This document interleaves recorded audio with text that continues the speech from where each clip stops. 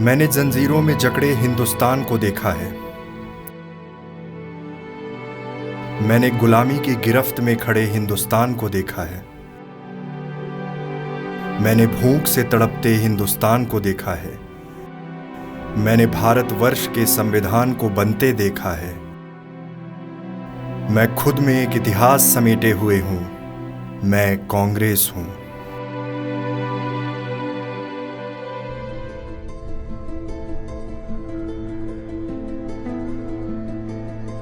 अंग्रेजों के दमन झेल रहे भारतवर्ष में संस्थापक ए.ओ. ह्यूम, दादा भाई नौरोजी और दिनशा वाचा सहित 72 प्रतिनिधियों की उपस्थिति के साथ 28 दिसंबर 1885 को मुंबई में कांग्रेस की स्थापना हुई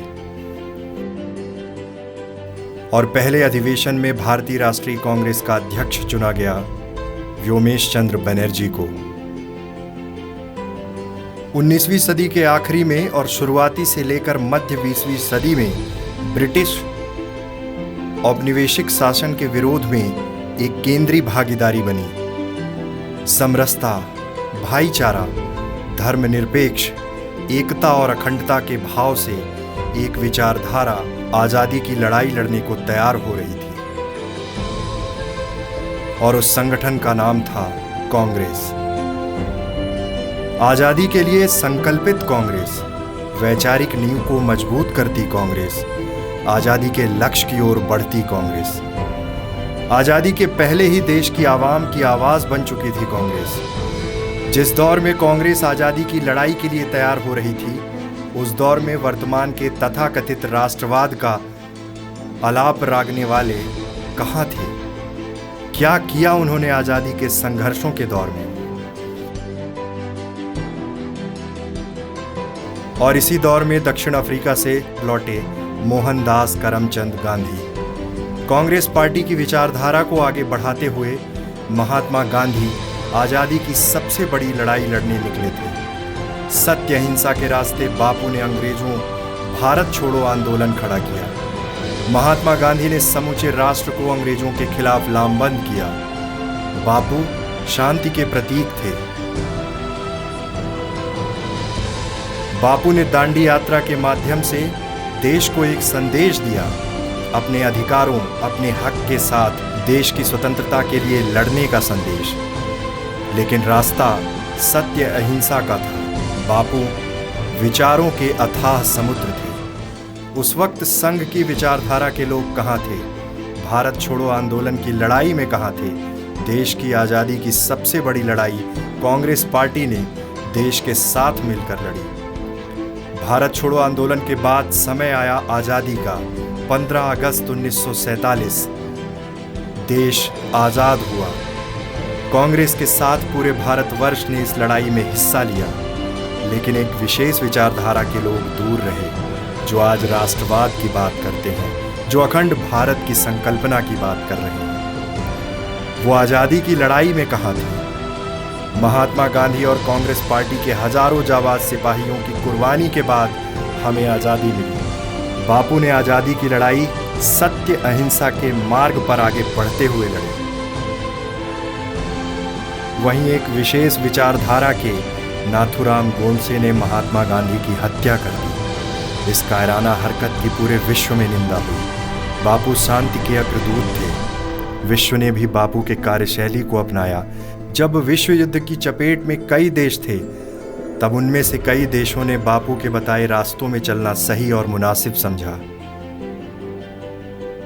राष्ट्र निर्माण की अवधारणा के साथ कांग्रेस पार्टी आगे बढ़ रही थी। देश जब आजाद हुआ, तब देश में एक सुई तक नहीं बनती थी।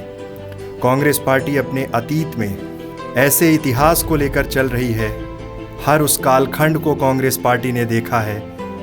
गुलाम भारत की तस्वीर कांग्रेस की आंखों के सामने से निकली है। राष्ट्रपिता बापू को इस दुनिया से अलविदा होते देखा है। आजाद भारत के बाद सबसे बड़ी चुनौती थी देश को पिछड़ेपन और गुलामी के दंश के बाद विकास के रास्तों पर ले जाना। आजादी के बाद बागडोर अपने हाथ में संभाली आजाद भारत के पहले प्रधानमंत्री पंडित जवाहरलाल नेहरू ने देश का संविधान बन चुका था। देश को नई ऊर्जा, नवाचार और लोकतांत्रिक प्रणाली के साथ आगे ले जाने का दायित्व जितना ही बड़ा था उतना ही जटिल भी था। भारतवर्ष के विकास की अवधारणा लिए पंडित जवाहरलाल नेहरू आगे बढ़े। पूरा देश एक उम्मीद भरी निगाहों से पंडित जवाहरलाल नेहरू को देख रहा था। पंडित जवाहरलाल नेहरू आधुनिक भारत के निर्माता थे। दूसरे विश्व युद्ध के बाद आर्थिक रूप से खस्ताहाल और विभाजित हुए भारत का नवनिर्माण करना कोई आसान काम नहीं था, लेकिन पंडित नेहरू ने देश की बागडोर संभालते ही अपनी दूरदृष्टि और समझ से जो पंचवर्षीय योजनाएं बनाई, उनके नतीजे वर्षों बाद भारतवर्ष को मिले। राजनीति में पंडित नेहरू एक मिसाल के रूप में रहे। विपक्ष से संवाद और सम्मान के लिए नेहरू युगों युगों तक याद किए जाएंगे। उनके ऐतिहासिक फैसलों की बुनियाद पर देश खड़ा हुआ है। नेहरू के बारे में एक विशेष विचारधारा के लोगों ने दुष्प्रचार किया, लेकिन नेहरू कांग्रेस की विचारधारा को जन जन तक पहुंचाने का एक सशक्त, सरल और सहज माध्यम बनकर रहे। सन 1952 में पंडित नेहरू के नेतृत्व में देश के पहले आम चुनाव में स्वस्थ लोकतंत्र की जो नींव रखी गई, वो आज तक जारी है।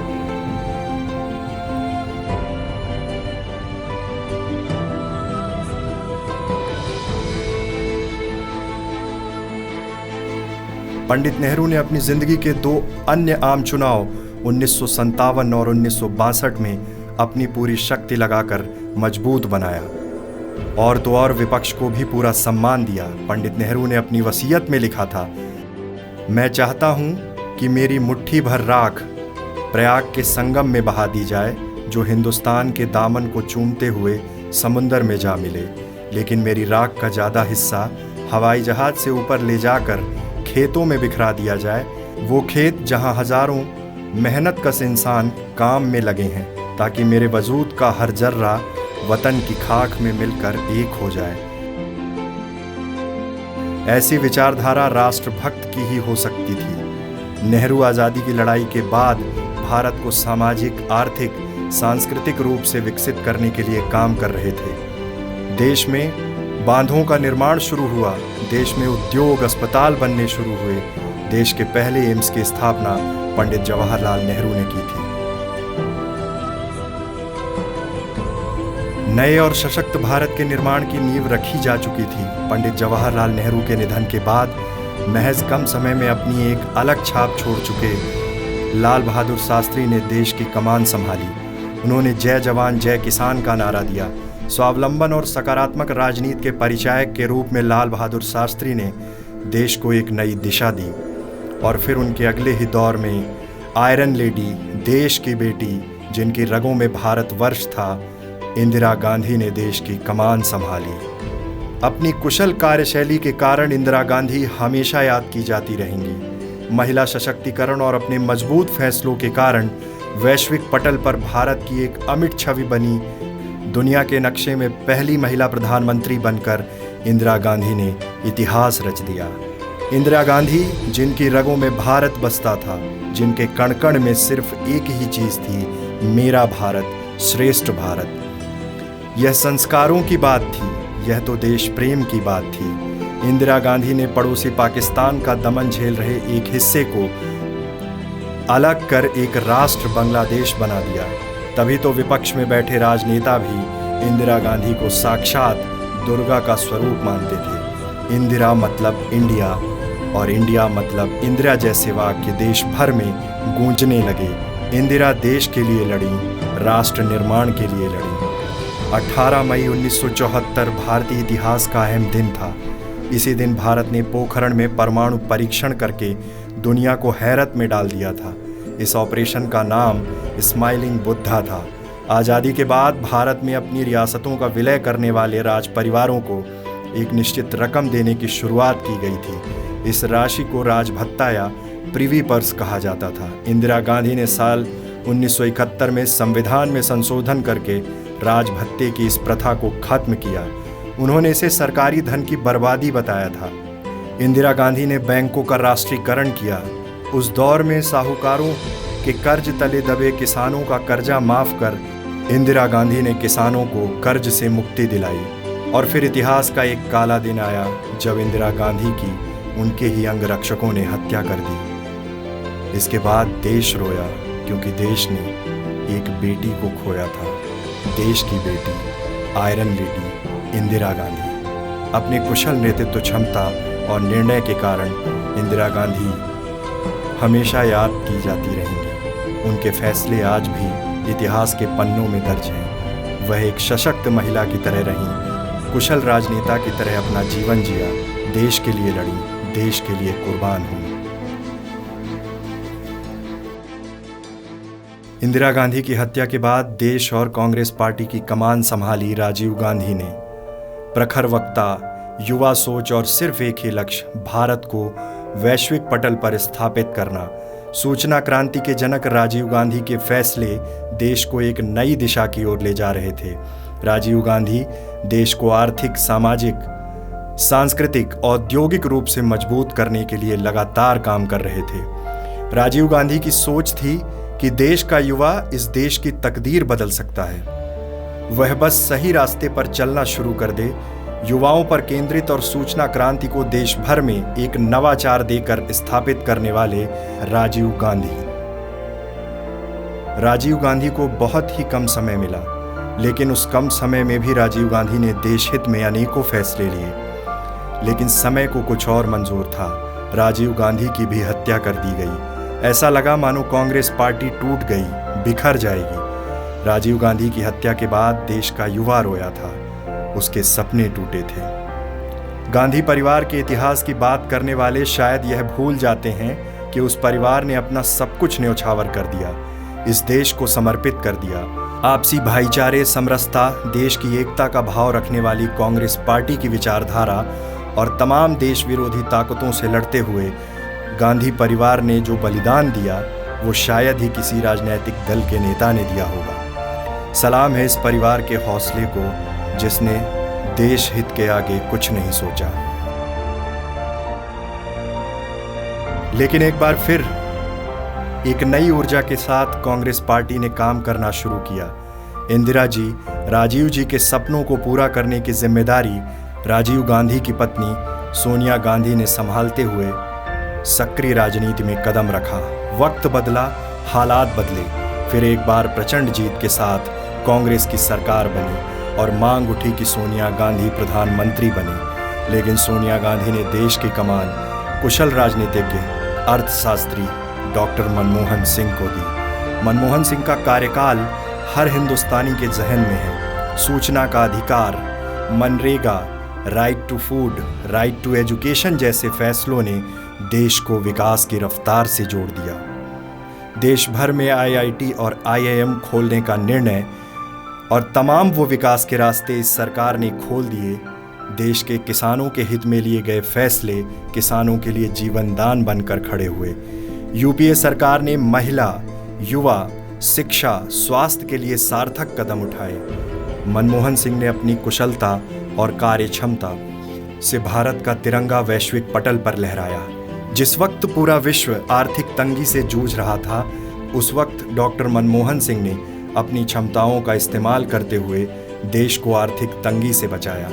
फर्क इतना है कि आज गुमराह करने और झूठ बोलने की राजनीति कुछ विशेष विचारधारा के लोग कर रहे हैं, और मनमोहन सिंह कांग्रेस की विचारधारा और बापू के बताए सत्य के रास्ते चलते रहे। उन्होंने देश से कभी झूठ नहीं बोला, कभी देश को गुमराह नहीं किया। आज देश में जहर घोलने की एक साजिश रची जा रही है। कुछ विशेष विचारधारा के लोग इस देश को तोड़ना चाहते हैं। भारतवर्ष आपसी भाईचारे, सद्भाव का देश है और इस देश में कांग्रेस पार्टी एक विचार के रूप में है। इतिहास गवाह है कि कांग्रेस हर विषम परिस्थितियों में आम जनता की लड़ाई लड़ती रही, हर बार एक नई ऊर्जा के साथ खड़ी हुई। आज जरूरत है इस विचारधारा को आम जन तक पहुंचाने की। इतिहास के हर दौर को देख चुकी कांग्रेस कभी कमजोर नहीं हो सकती। कांग्रेस की विचारधारा अफवाहों के झूठे पुलिंदों से कभी टूट नहीं सकती। कांग्रेस में आज भी वो तमाम लोग मौजूद हैं जो अपनी कुशलता, अपनी कार्यक्षमता का लोहा देश भर और विश्व भर में मनवा चुके हैं। आज कांग्रेस जन को कांग्रेस के मूल सिद्धांतों और विचारधारा को आत्मसात करने की जरूरत है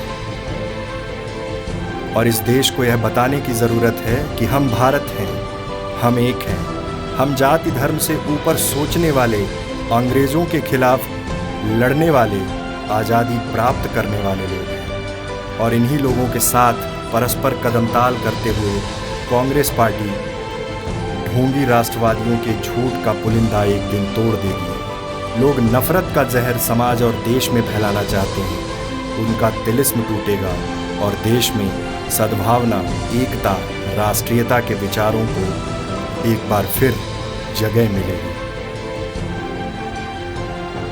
कांग्रेस मजबूत ताकत के साथ फिर खड़ी होगी। किसी को तोड़कर नहीं बल्कि जोड़कर आगे बढ़ना है। कांग्रेस के विचारों को जन जन तक पहुंचाना है। युवाओं के चहेते सोनिया गांधी और राजीव गांधी के पुत्र कांग्रेस के पूर्व राष्ट्रीय अध्यक्ष राहुल गांधी ने भी देश विरोधी ताकतों और देश को तोड़ने वाली ताकतों के खिलाफ मोर्चा खोल रखा है। राहुल गांधी का मानना है कि जो लोग मेरे परिवार के बारे में राजनीतिक लाभ के लिए टिप्पणी करते हैं, मैं उनके खिलाफ, उनके परिवार के खिलाफ कभी एक लफ्ज़ नहीं बोलूँगा। यह संस्कारों की बात है।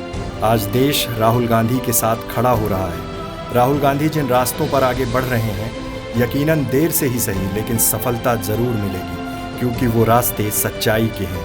झूठ का पुलिंदा तो कभी भी टूट जाता है, लेकिन सच्ची राहों में चलने वाले कभी नहीं टूटते हैं, क्योंकि वो मजबूत हौसलों के साथ और सच्चाई के साथ आगे बढ़ते हैं।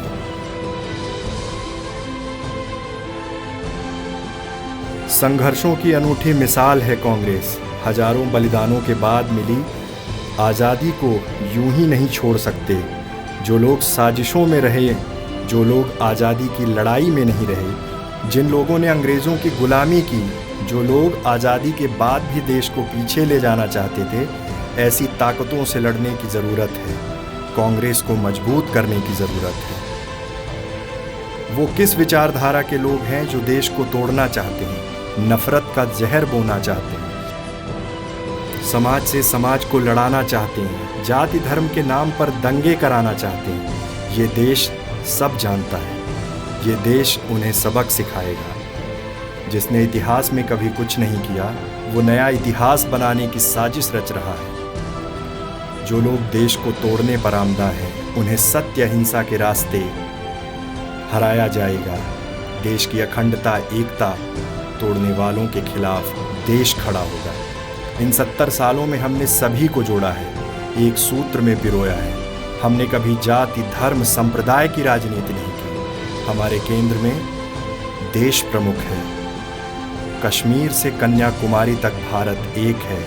हमारा देश हमारी पहचान है। जय कांग्रेस, विजय कांग्रेस।